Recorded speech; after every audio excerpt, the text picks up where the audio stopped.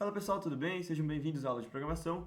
E hoje a gente vai falar sobre coisas bem tranquilas, a gente vai falar sobre variável, vai falar de função, vai falar de laço de repetição, vai falar um pouquinho sobre ponteiros. E para isso a gente vai utilizar um pouco do Arduino. Então a gente separou aqui um hardware para vocês que vai ter um Arduino e um giroscópio. Na verdade, esse giroscópio também tem um acelerômetro junto e um sensor de temperatura. E essa plaquinha aqui, ele tem outros sensores que era de um projeto antigo, então não se preocupe com eles. A gente vai estar interessado mais no Arduino e no giroscópio. Uma coisa que a gente não está interessado aqui é fazer esse tratamento de aquisição de dados, tratar esses dados, fazer função de sensores, enfim, infusão de sensores. A gente não vai fazer isso e como é que a gente vai fazer então? Para isso eu criei uma caixa preta, eu criei uma biblioteca, uns códigos à parte, que a gente só vai importar e esse código vai dar para a gente o ângulo direto para a gente poder usar. E qual que vai ser a motivação do treinamento de hoje? Bom, imagina que essa plaquinha ela está dentro do drone e esse giroscópio ele vai estar integrando o tempo, então a gente vai ter o ângulo. Aí, se ele faz assim, eu quero poder corrigir, mandar um sinal ao contrário. Então, eu quero que ele faça assim. E para isso, a gente vai estar usando o PID que vocês aprenderam no... Pelo menos a ideia na postulação e no case, né? Então, se ele faz um movimento assim, eu quero corrigir para cá. Se ele faz para assim, eu quero que ele corrija para cá. Então, a ideia vai ser implementar um controlador PID, ao mesmo tempo que a gente aprende um pouco de programação. Bom, eu falei que eu preparei aquela caixa preta, né, aquela biblioteca, e para isso a gente tem que importar ela aqui nesse código. Então, quando você abre a ideia do Arduino, ele já vai te dar duas funções, a gente já vai explicar um pouquinho sobre elas. Mas para importar o código que eu já fiz, a gente tem que entrar no Sketch, Include Library, Add Zip Library, aí selecionar o arquivo .zip que vai estar os códigos já prontos. Então você dá um Select aqui, no caso eu já importei, então vou dar um Cancel. Além disso, a gente tem que falar para o código realmente que a gente está usando essa biblioteca. Então a gente vem aqui em cima, escreve include evetol imu.h, que é o nome da biblioteca. Então, quando você coloca include no código C, está falando assim, ó, eu não estou lidando só com esse código que está na minha tela aqui agora não, eu estou usando outro arquivo. É basicamente isso. Beleza? Então agora a gente está pronto para começar. E no Arduino especificamente, eu falei que a gente começa com essas duas funções, que é o setup e o loop. O setup, como é que ele funciona? Ele vai rodar uma única vez. E o loop, ele funciona de um jeito diferente. Uma vez que ele acaba, ele começa de novo e fica rodando de novo, de novo, de novo, ad eterno. Ele vai acabar só quando acabar a bateria do seu Arduino. Bom, esses escritos em cinza, eles são comentários. Tá vendo que tem um barra dupla? Sempre quando você escreve barra barra, escreve qualquer coisa, o compilador ignora. E para não ficar poluído, eu vou apagar. Então, eu vou apagar aqui e vou apagar aqui. E para explicar um pouquinho melhor o setup e o loop, eu vou fazer o seguinte. Imagina que eu tenho aqui instrução 1, aí eu vou copiar isso aqui. Eu tenho instrução 2, instrução 3, e no loop eu vou continuar isso aí. Eu vou falar que tem instrução 4, instrução 5 e instrução 6. Como é que funciona? Uma vez que eu jogo o código na plaquinha e ligo ela para rodar, ele entra no setup, aí ele vai rodar a instrução 1, porque ele vai rodar tudo que está dentro do escopo dele, dentro do contexto dele, que é delimitado por essas chaves. Você tá vendo que tem um par de chaves? Uma que abre, outra que fecha. O loop também tem, ó, uma que abre, outra que fecha. O fato é que, uma vez que o Arduino começa a rodar, ele vai entrar no setup a primeira vez e vai rodar todas as instruções que estão dentro dele, que estão no escopo do setup. Vai rodar a instrução 1, aí acabou a 1, vai para 2, acabou a 2, vai para 3, acabou a 3, acabou o escopo do setup, ele vai sair e nunca mais vai voltar aqui, só se você rodar de novo. Mas, uma vez que acabou o setup, ele nunca mais roda de novo e vai para o loop. O loop vai seguir a mesma ideia. Ele vai rodar o 4, vai rodar o 5, vai rodar o 6. Só que ele vai, uma vez que ele acaba, ele começa de novo. Então ele volta para o 4, 5, 6. 4, 5, 6 e por aí vai para sempre. Beleza? Só que essas instruções 1, 2, 3 não está de acordo com a sintaxe, com o vocabulário que a gente fala em C. Né? Não é código C isso aqui. Então eu vou apagar para a gente começar realmente a aprender a programar. Beleza. Bom, dado o contexto que eu falei de corrigir a angulação do drone, a primeira coisa que a gente precisa é pegar esses dados do sensor. Né? Só que na biblioteca, primeiro eu tenho que inicializar o sensor. Então, isso aqui é só específico da biblioteca. Primeiro, eu tenho que iniciar o sensor e eu não preciso ficar iniciando toda hora. Eu tenho que iniciar uma única vez. Então, eu não vou colocar no loop, eu vou colocar no setup. Então, para isso eu criei uma função, um código já separado, que eu só vou chamar ele aqui. Eu vou falar assim, ó, inicializar o IMU, que é o Inertial Measurement Unit. Beleza? Inicializei o IMU. E agora eu tenho que ficar coletando os dados, né? Para isso, não faz sentido eu colocar no setup. Porque no setup, eu não quero que ele só leia uma vez e nunca mais mexa nessa informação. Eu quero continuamente ficar sabendo, ficar sendo informado dos dados que esse sensor está me dando. Eu não quero só pegar uma vez a angulação e é isso aí. Eu quero a todo momento ficar perguntando, sensor, qual que é a angulação? Ele fala qual que é. Sensor, qual que é a angulação? Aí ele me fala qual que é. Entendeu? Então não faz sentido eu colocar no setup. Agora faz sentido eu colocar no loop. Então para isso eu criei duas funções, uma que vai atualizar, então atualizar IMU, e a outra que realmente vai me dar o ângulo, que eu chamei de obter pitch. Esse nome aqui é só por causa dos ângulos de óleo, então você pensa numa aeronave, que é a minha mão aqui, aeronave. Tem esse ângulo aqui, é o roll, aí o pitch é o que faz assim, e tem o yaw, que é a guinada, né? Beleza. Só que, para a gente ter essa informação, a gente vai precisar de um conceito que é o conceito de variável. Variável nada mais é que uma caixinha que eu coloco informações dentro. E para eu poder usar a informação que está nessa caixinha, eu não preciso saber o valor da informação. Eu posso saber só o nome da caixinha. Então a variável ela vai ter um nome e vai ter um valor.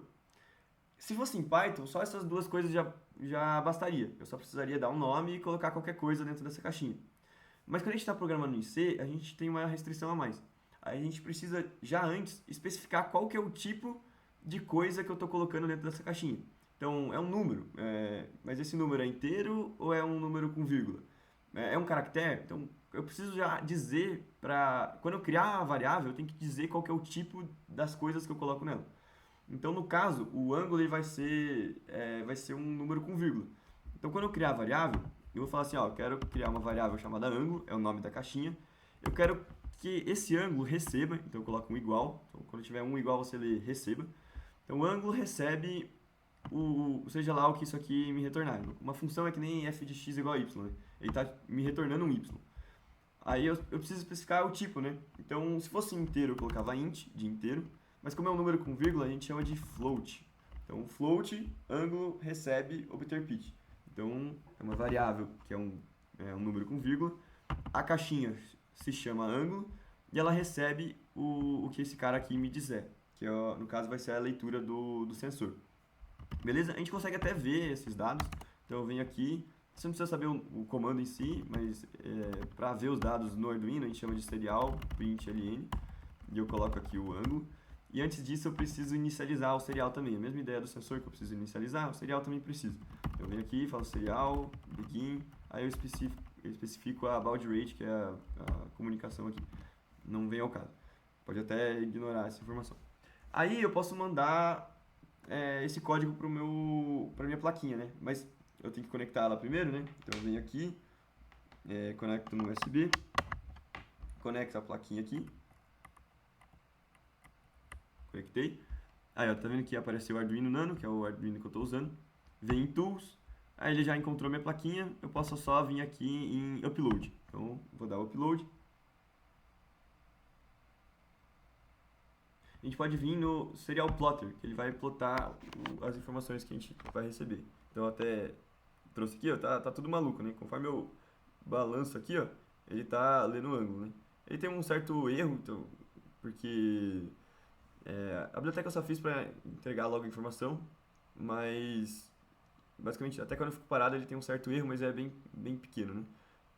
É que a escala ali fica menor. Mas, enfim, o fato é que quando eu balanço, ele detecta que eu estou mudando o ângulo, beleza? Bom, vou desconectar aqui para a gente voltar a programar. Fechando o Serial Plotter. Bom, eu falei de função, que é o obter pitch, né? Ele está retornando alguma coisa, mas a gente consegue criar nossas próprias funções. Eu falei que aqueles dados eles estão muito bagunçados, né? Você viu no Serial Plotter, eles estão tudo muito bagunçados. A gente podia fazer um filtro para dar uma suavizada. Uma ideia, não estou falando que é o melhor possível, mas uma ideia seria a gente fazer o seguinte, a gente guarda um histórico das últimas, sei lá, 10 medidas, faz uma média e devolve esse valor. A gente pode fazer isso. Bom, então quer dizer que eu preciso guardar os últimos 10 valores. Então eu tenho que criar 10 variáveis e ficar trocando, né? Uma hora eu atualizo essa, depois essa, depois essa, depois essa. Bom, sim e não. Então sim, que é no sentido que a gente realmente precisa de 10 variáveis, de 10 caixinhas para colocar 10 valores. Só que a gente não precisa fazer desse jeito aqui, ó. A gente não precisa falar assim, ó, float, valor 1, recebe qualquer coisa. Aí float, valor 2, recebe outra coisa. Float, valor 3. A gente não precisa fazer assim. A E tem uma estrutura de dados, quando a gente está trabalhando com programação, que chama vetor. É um array. A gente consegue dar um único nome para uma lista de elementos. Então eu posso fazer o seguinte. Eu venho aqui e falo assim, ó. Eu vou criar um array que eu vou chamar de histórico, que é o histórico das medidas. Então float, histórico. Eu falo qual que é o tamanho dele. No caso eu vou guardar 10 medidas. E ele vai receber... Eu vou iniciar tudo com 0 e a gente faz assim, ó. Então se eu quisesse guardar 10 itens, eu poderia fazer tipo 1, 2, 3, 4 e listar todos. Mas eu quero que todos sejam 0, a gente consegue deixar desse jeito simplificado aqui, beleza? Então basicamente é assim, eu estou criando uma variável chamada histórico, que na verdade ela não é uma única caixinha, elas são 10 caixinhas, beleza? E eu consigo chamar por um nome só. Tá, mas como é que eu acesso uma caixinha específica? Então se eu quiser a primeira caixinha, a gente usa um índice. Então eu venho aqui e falo histórico, eu abro essa colchetes, né, e coloco o índice no 0. Então vamos supor o seguinte, ó,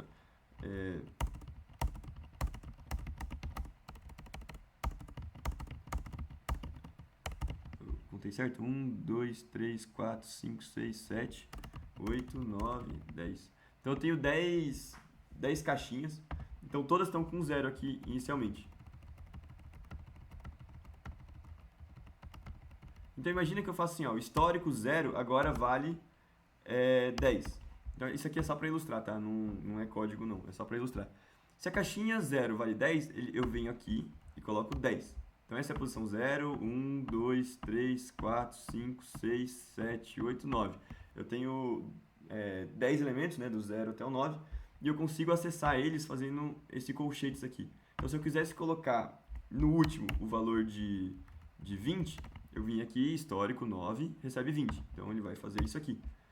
Agora vamos supor que eu quero ler o que está na última caixinha. Eu venho aqui, histórico, nossa, ficou maiúsculo, histórico, e faço 9. Aí eu não preciso escrever o valor 20, porque às vezes eu nem sei qual que é realmente o valor 20, eu só quero descobrir qual que é. Então isso aqui vale 20, porque ele vai até a caixinha, e isso aqui é a mesma coisa que eu tivesse escrito 20 aqui. Só que sem eu precisar saber que ele está guardando esse valor. Faz sentido?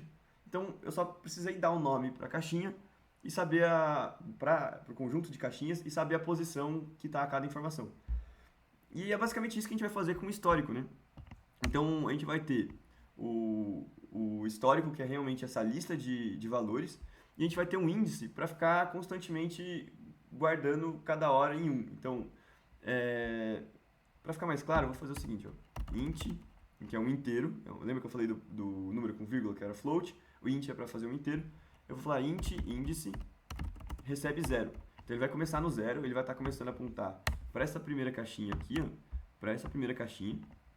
E vamos supor que ele mediu e deu o valor 100. Então, não, sei lá, 58, para ficar diferente aqui, ó. 58. Então quando o índice era 0, ele guardou no 58.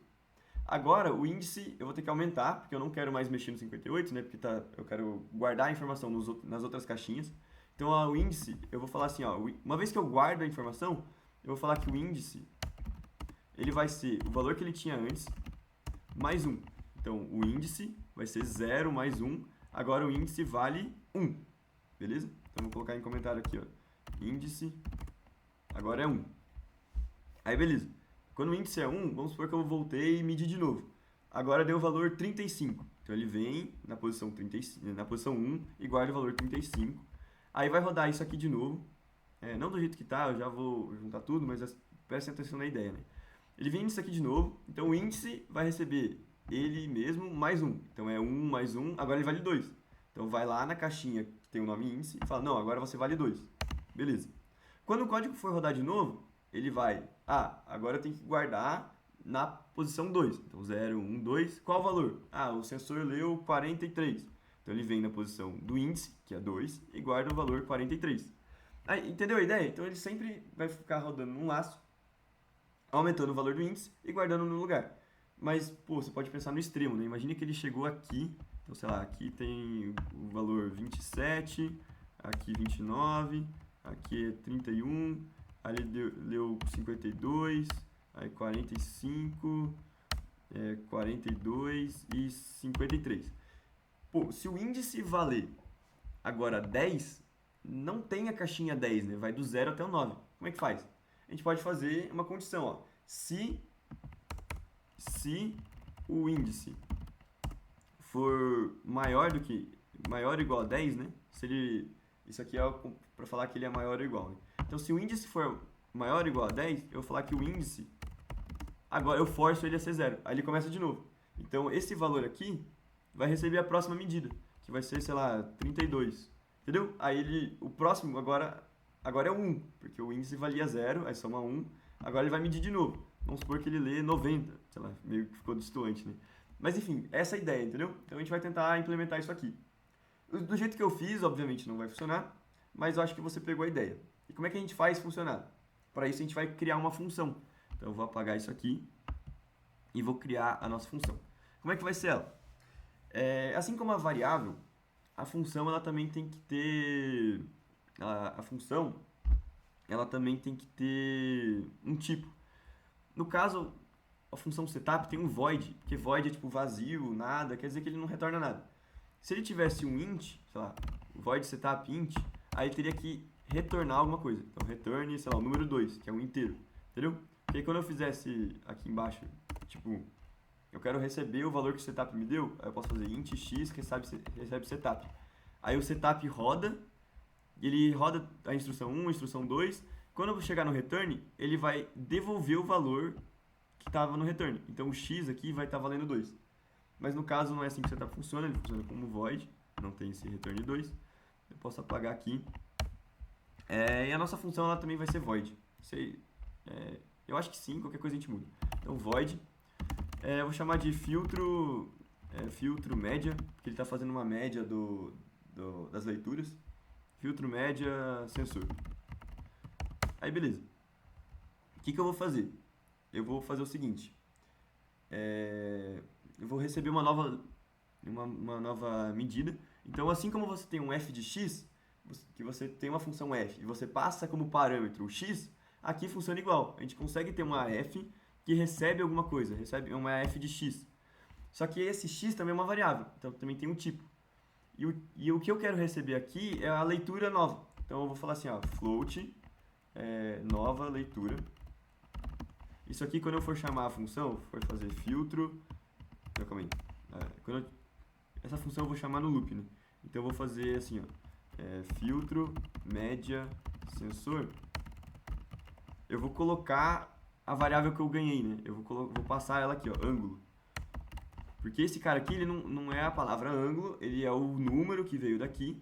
E esse número que veio daqui, ele entra nessa nova variável, então ele entra na caixinha que eu dei o nome de nova leitura, que está recebendo o mesmo valor que eu estou jogando aqui. Faz sentido? Então se eu colocasse 10, nova leitura ia receber o número 10, porque a caixinha, nova leitura, ia receber o valor 10.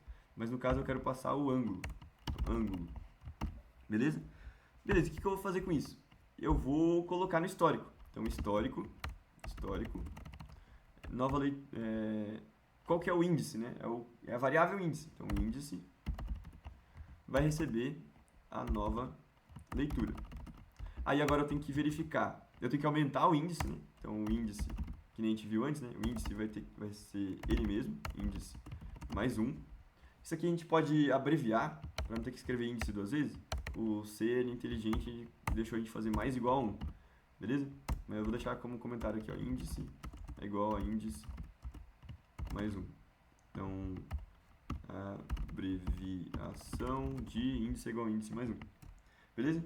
Só que se o índice for maior do que o tamanho, então, se o índice for maior do que o tamanho, que é 10, maior ou igual, aí eu abro um escopo dessa condição.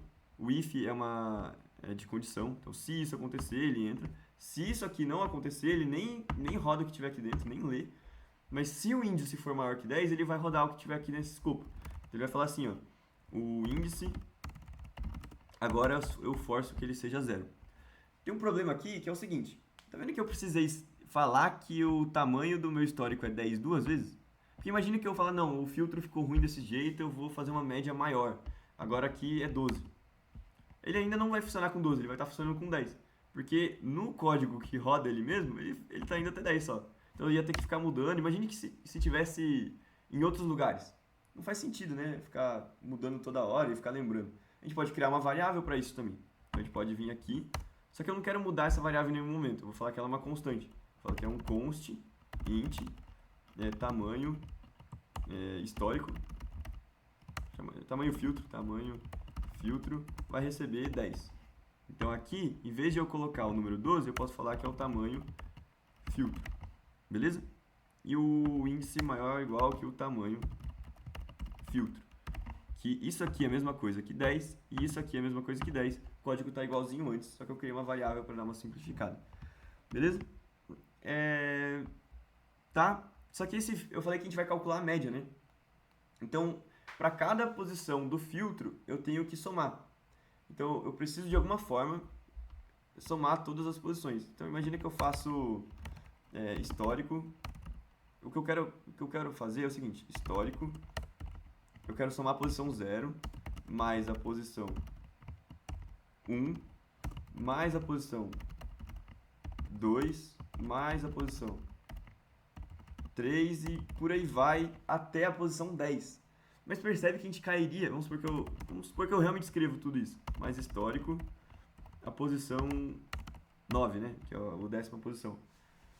A gente cai no mesmo problema de antes. Porque se eu coloco agora que o filtro é 12, eu ia ter que lembrar de vir aqui nessa função e colocar mais histórico 10, mais histórico 11.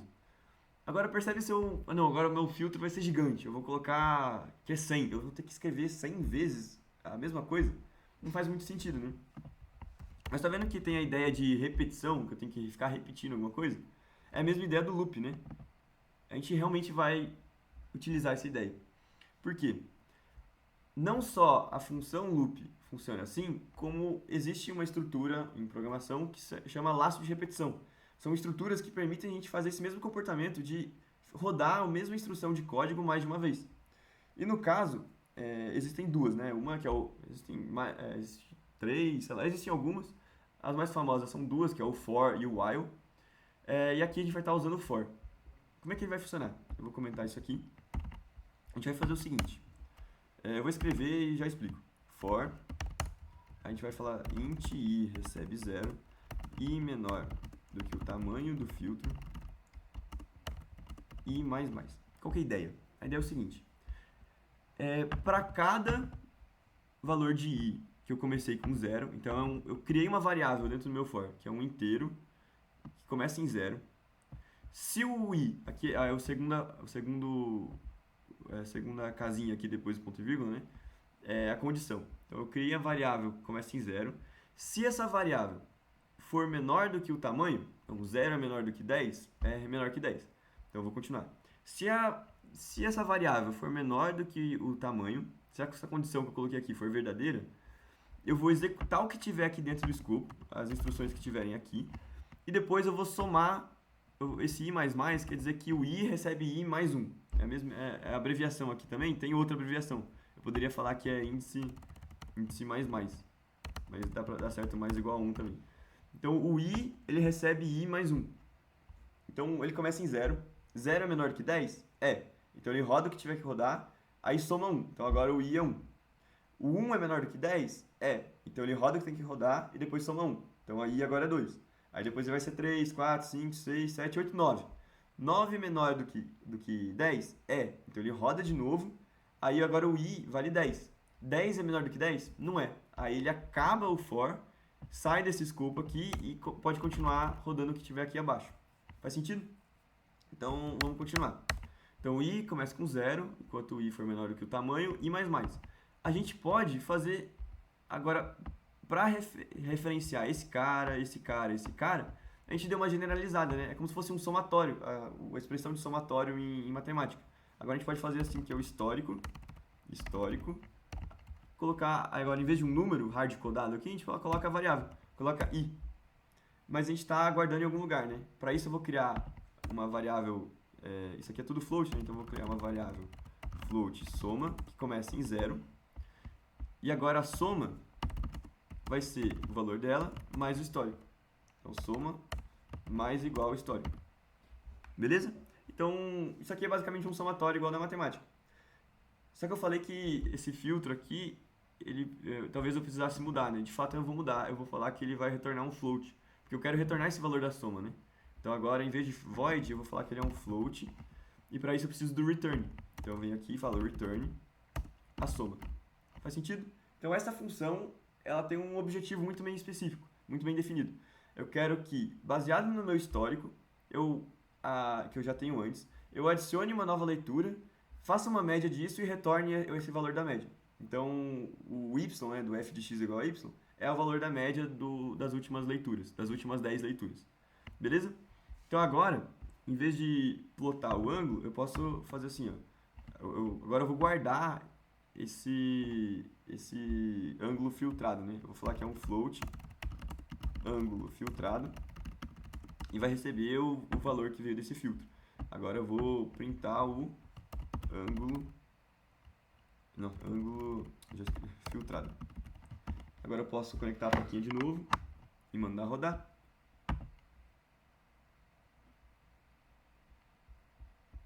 A gente vai no Serial Plotter.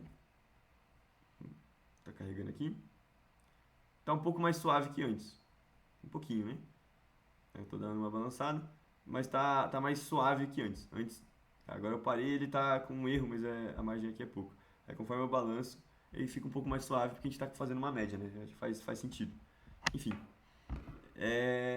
Beleza, próximo passo, que eu fiz minha colinha aqui. A gente já criou o filtro. A gente já falou de vetores. Agora tem um problema. Na verdade não é bem um problema. Se o código for curtinho aqui não tem problema nenhum. Mas conforme o código cresce, ter variáveis globais... variável global é a que está no escopo todo. Lembra que eu falei que as chaves definem um escopo? Se eu crio uma variável int x é igual a 0 aqui, essa variável ela não existe aqui fora, porque ela foi criada dentro desse escopo. Agora, se a variável é criada fora de tudo, igual essas três variáveis, não tem nenhuma chave envolvendo elas. Elas foram criadas fora de tudo. Elas têm um escopo global. Variável global nem sempre é bom, porque pode dar alguns problemas. Fica bagunçado, às vezes tem variável com o mesmo nome, enfim. Não é legal, porque às vezes uma função acessa e modifica, só que não era para acessar e modificar, foi por acidente e atrapalha a outra função. Então, ter variável global trabalhe com moderação. Então, como é que a gente vai contornar isso? A gente pode criar uma estrutura, que é realmente a ideia do struct, que vai guardar os dados dos sensores. Como é que isso funciona? A gente vai, em vez de ter uma caixinha, a gente vai ter um conjunto de caixinhas que a gente pode replicar. Então, eu vou definir qual que é a estrutura que depois eu estou criando, em vez de um tipo float, que é só um número, eu estou criando um tipo complexo em que, uma vez que eu crio uma variável desse tipo complexo, eu tenho outros tipos juntos. Já vou explicar, talvez fique mais claro. Qual que é a ideia? Eu vou ter um struct, eu vou chamar de dados sensor, e ele vai receber, ele não recebe nada, é só dado sensor, tem um ponto e vírgula aqui. Aí a ideia é que esse tipo dado sensor, ele tenha um histórico, então float histórico, que vai ter essa variável const aqui, eu vou deixar ela global mesmo. Ele vai ter um tamanho do filtro e vai receber... não. Aí também vai ter um índice. Então, índice, tem um índice, que sempre começa em 0. Beleza? Aí o histórico ele começa com todos os valores nulos. Beleza. Qual que é a ideia disso aqui? Por que isso é bom? Primeira aplicação direta é que eu posso ter mais de um sensor, né? Em vez de eu ter um histórico do giroscópio em X, aí eu tenho o índice do giroscópio em X, aí depois eu vou ter que ter o histórico do giroscópio em Y com o índice do giroscópio em Y. Aí eu vou ter que ter para o Z, enfim, eu teria que ter um para cada sensor. Eu crio um dado complexo, um tipo complexo, em que eu posso só fazer assim, ó. Eu quero criar um struct que é do tipo dados sensor, que é o meu giroscópio. Giroscópio. Pronto. Agora o giroscópio, se eu quiser acessar o histórico dele, eu faço assim, ó, giroscópio ponto histórico. Porque ponto histórico. Aí eu coloco o índice qualquer, né? Aí se eu quiser acessar o índice 0, é giroscópio ponto índice. Porque ele vai acessar o ponto índice, ele vai acessar o dele, e o giroscópio ponto histórico, ele vai acessar o dele. Que é diferente de eu fazer assim, ó. Se eu tiver um struct dados acelerômetro, dados sensor, acelerômetro. Se eu fizer acelerômetro ponto histórico, eu estou acessando outro vetor, outro array e outro índice. Então, eu não preciso ficar repetindo aquela estrutura. Eu já criei um tipo complexo para simplificar isso para mim. Então, a primeira consequência disso é que eu posso replicar o código de um jeito muito mais organizado. Só que aqui tem um problema, que é o seguinte. Não mais funciona o código que a gente fez, né? Porque o histórico aqui, ele vem da onde? Ele tem que receber quem que é o cara, qual que é o sensor que está fazendo ponto histórico, e esse índice é de quem? É de algum sensor, né? Então tem algum sensor, seja acelerômetro ou giroscópio, eu chamei de sensor, que tem esse índice. Então esse índice aqui também está solto, ele não existe mais. Ele tem que vir de algum sensor. Aqui também, então sensor ponto índice, e aqui sensor ponto índice, e aqui sensor ponto histórico. Tá. Acho que eu coloquei em todos os lugares, beleza? E de onde que veio esse sensor? Eu tenho que passar como parâmetro para essa função também, né? Para ele saber de onde usar. Aí eu venho aqui e falo struct dado sensor e sensor. Porque o nome dessa variável, que é um tipo complexo, é sensor, e o tipo dela é struct dado sensor. Não é só dado sensor, não é só struct. O tipo dela é struct dado sensor. É o nome dele, é como se fosse um float. Struct dado sensor é o nome que a gente deu para esse tipo complicado. Beleza? Só que aqui, qual que é a ideia? Quando eu passar aqui escrever giroscópio, isso é uma prática que funciona, mas vai ser ruim. Porque eu estaria aqui gerando uma cópia. Tá vendo que esse cara aqui já existe? Aí quando eu passo assim, eu estou passando só o valor aqui. Então eu estou passando o valor e estou criando uma outra variável que é uma cópia da que eu já tinha. Então eu vou ter duas iguais na memória. Isso é ruim. O que eu posso fazer para contornar isso é a ideia de ponteiro. Então, como é que vai funcionar? Aqui eu venho e coloco um asterisco, e aqui eu venho e coloco um e comercial. Por quê? O que eu estou falando é o seguinte. Já existe uma caixa grande, que é a variável complicada, que é o tipo struct dado sensor. Eu não quero copiar essa caixa grandona aí, porque vai complicar minha memória. Eu não quero fazer isso. Eu quero poder usar essa mesma caixa sem ter que fazer uma cópia dela. A ideia é que na memória, essas caixinhas e caixas grandes, maiores, enfim, todas essas caixas, elas têm lugares muito bem definidos que elas estão na memória. Elas têm endereços. Então eu posso encontrar uma variável, uma caixinha específica, se eu souber o endereço dela. Eu não preciso gerar uma cópia, eu só posso passar o endereço. Porque daí, se eu passo o endereço, esse cara aqui, ele sabe onde procurar. Ele não precisa copiar e não vai saber onde procurar. Eu passo o endereço, ele vai lá e resolve o problema. Ele vai lá no endereço certo e pega da fonte, em vez de duplicar e ter duas coisas iguais. Então, é basicamente essa ideia de ponteiro. Um ponteiro é uma variável que, em vez de guardar um valor que é um inteiro, float, um char, ele vai guardar um endereço. Então, guarda essa frase. Ponteiros são variáveis que guardam endereços de memória. E ele é útil nesse tipo de caso, que em vez de eu copiar um tipo grandão e complicar minha memória, eu só falo onde que está, ele vai lá na função e pega da fonte. É basicamente isso. Só que aqui, antes, se eu fizer aqui fora, esse cara aqui não é um ponteiro, ele é a variável em si. Para eu acessar o histórico, eu realmente faço giroscópio ponto histórico, porque ele é uma variável normal. Quando é um ponteiro, eu não posso fazer isso. Eu preciso, aqui muda a sintaxe, eu tenho que fazer uma setinha. Então tudo onde eu coloquei ponto, vai trocar por uma setinha, que é um menos e um maior que. Então aqui troca e aqui troca. Bom, agora a gente tem... Vai funcionar do mesmo jeito, a gente só mudou a estrutura. Então se eu espetar aqui a plaquinha no USB, e mandar rodar. Calma aqui. Ah, aqui eu esqueci da setinha. Então que ele reclamou? Porque não funciona com ponto. Ele quer. Ó, maybe you meant to use setinha. Sim, eu queria usar a setinha. Aí eu venho aqui, dou upload. Vou no serial plotter. E é pra estar funcionando igualzinho. Espera um pouco. Aí, ó, tá funcionando literalmente igual. Só que agora de uma forma mais organizada no nosso código. Beleza? Vou fechar ali, desconectar.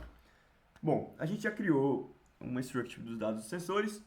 Agora a gente já entendeu o que é ponteiro, como é que eles funcionam. Agora a gente vai implementar o nosso PID. Então, como é que vai funcionar?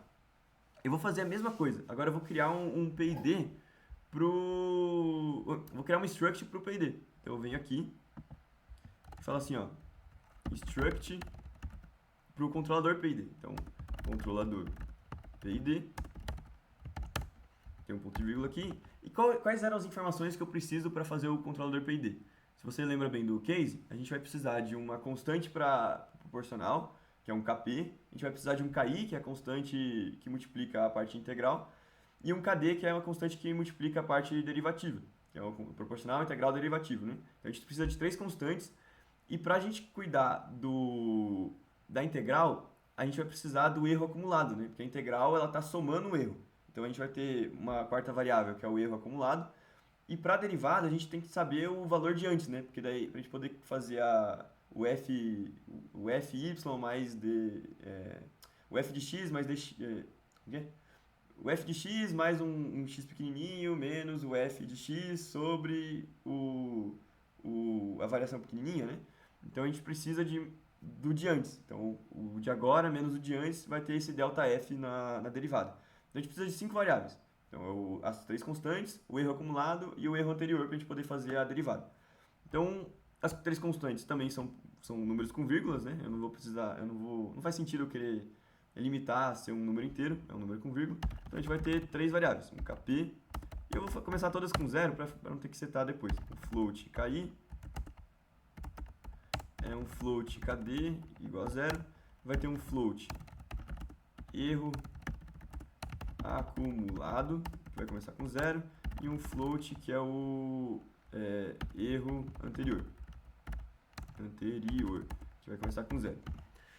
Tá, a gente já criou a estrutura, o tipo complexo, que é o struct controlador PID, a gente quer o nosso controlador. Então eu vou falar que é um struct controlador PID, que vou chamar de controlador, vou chamar só de PID minúsculo, fica mais curtinho.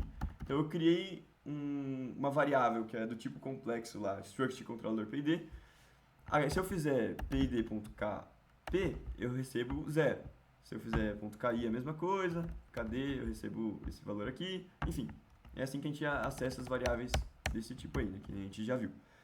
Agora a gente vai criar a função que vai computar esse PID, né? Eu vou criar aqui embaixo,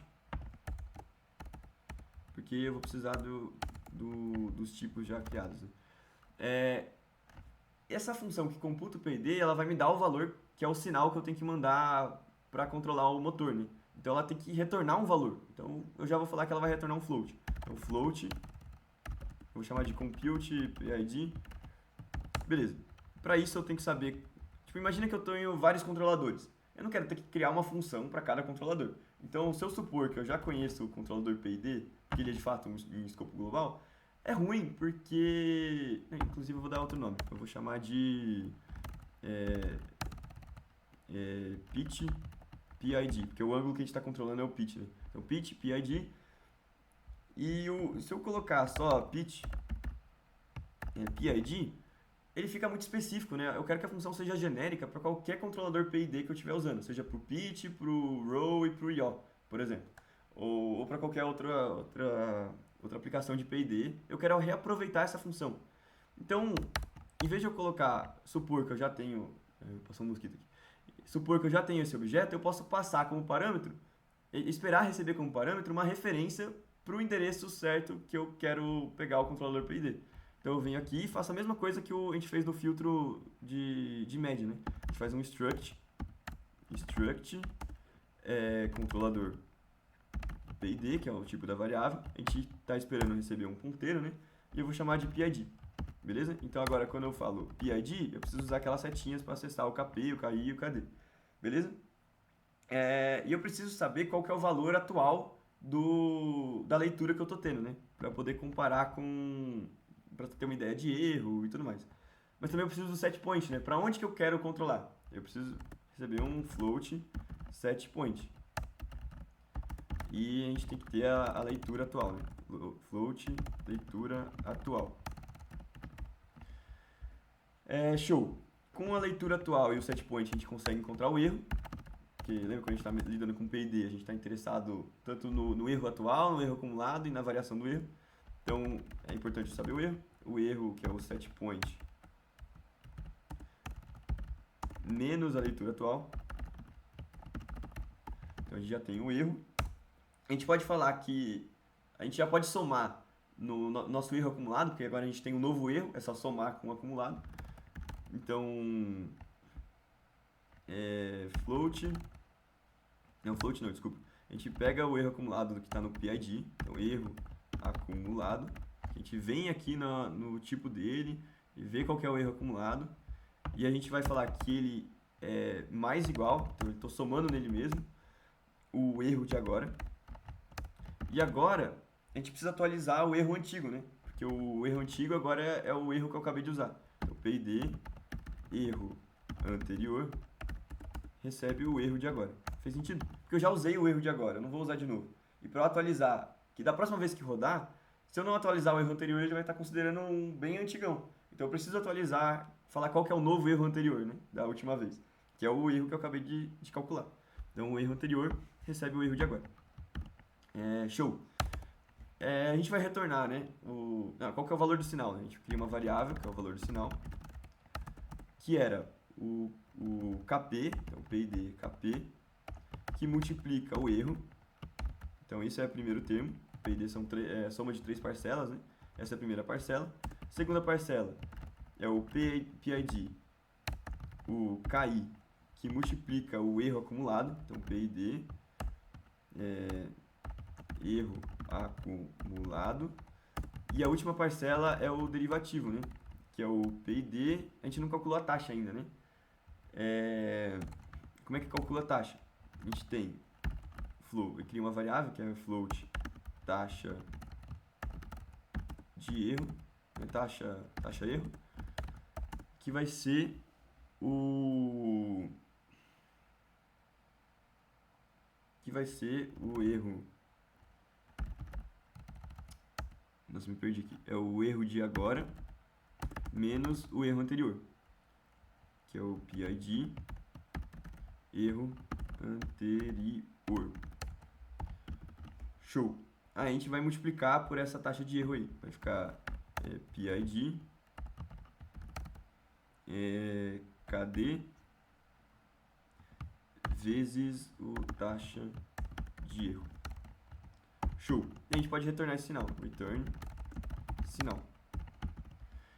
Eu acho que é isso. Se eu esqueci alguma coisa, depois é só corrigir, né? Beleza.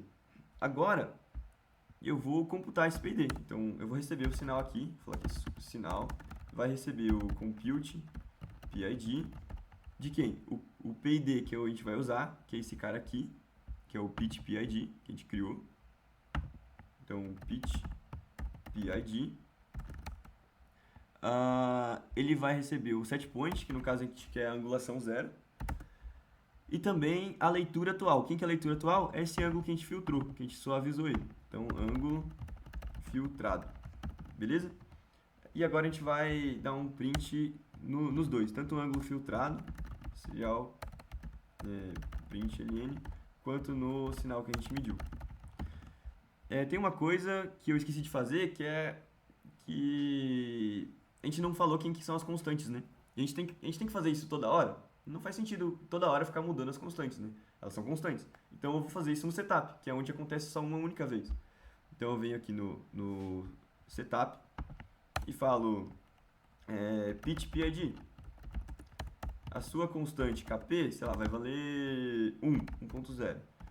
Aí o pitch PID. A sua constante KI vai valer 0.01. E o pitch PID a sua constante KD vai valer, sei lá, 0,2, não sei. Pode ser isso aqui. Eu acho que é isso. Podemos testar. Então, vou conectar aqui de novo. Vamos ver, talvez tenha algum erro de compilação. Vamos ver. Tá. Ele aqui não é um ponteiro, né? Porque ele é só. Aqui ele ainda é só. Opa, não, aqui não. Aqui ele é só uma variável normal, né? Ele não é um ponteiro. Então aqui não é com setinha, aqui é com ponto. Então, mando pra frente. E aqui.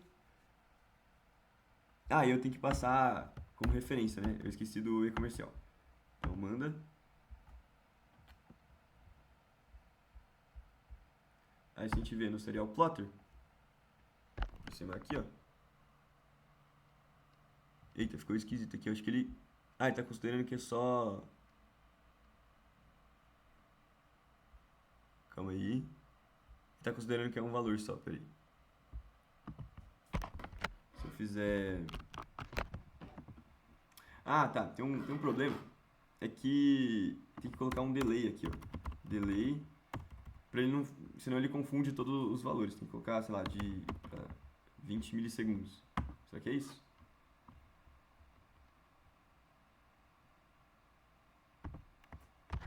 Se a gente mandar rodar. Calma aí, eu acho que eu esqueci de alguma coisa, então. Se eu print ln, vou colocar uma vírgula, será que pode ser isso?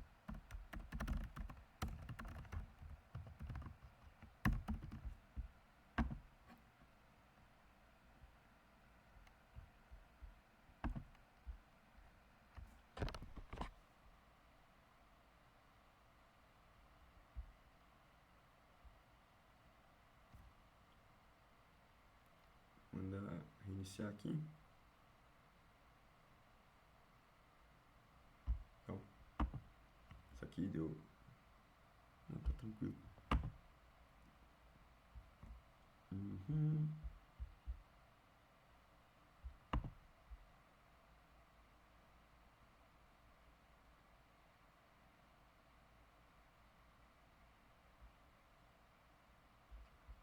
Tá mudando.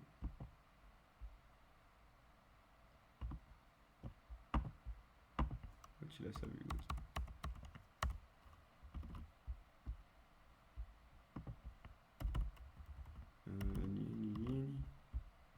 E mandar.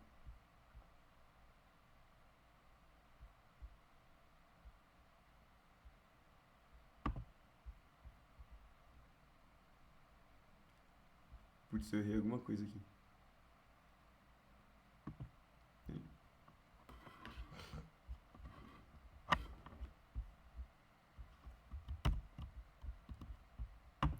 Vamos ver o permissions.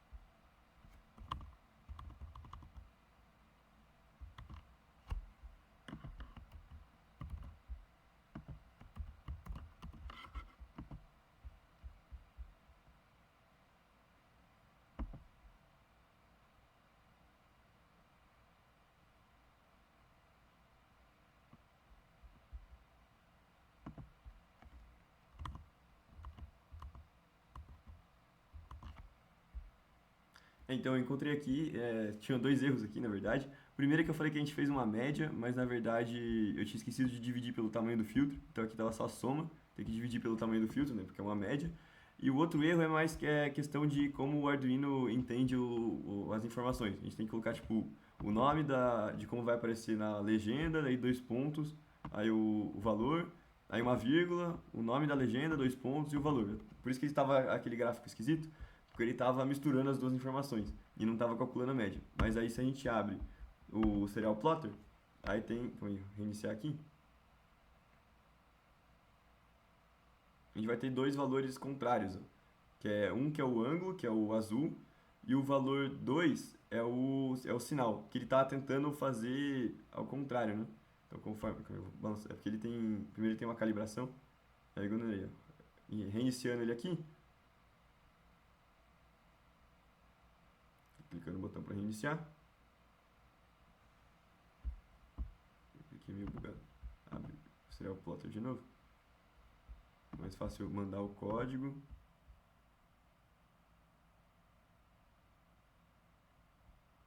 Aí abre o serial plotter. Aí a gente consegue dois sinais opostos, que é o controlador PID tentando agir ao contrário de como o drone está se comportando. Então, basicamente foi isso. Essa foi a aula introdutória de programação. Espero que tenham gostado. Qualquer dúvida é só deixar nos comentários ou vir falar com a gente. Então, muito obrigado.